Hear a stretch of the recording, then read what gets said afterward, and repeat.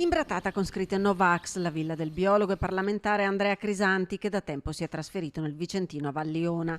Il marciapiede della piscina con della vernice rossa, con alcune scritte offensive nei confronti dello scienziato, colpito anche il muro posteriore della villa con il lancio di uova. Tutto sarebbe accaduto nella notte tra mercoledì e giovedì. Al mattino l'amara sorpresa.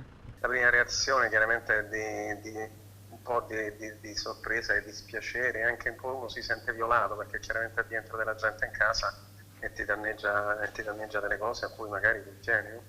Sopralluogo dei carabinieri, della sezione investigativa del comando provinciale, che hanno a disposizione anche le immagini delle telecamere della villa. Intanto, oltre all'amarezza, il parlamentare invita ad abbassare i toni e non dare spazio a polemiche. Penso la cosa più importante sia abbassare i toni, Sì. perché anche la matrice anti-vax che avevano queste scritte obiettivamente penso che non debba essere nutrita con polemiche.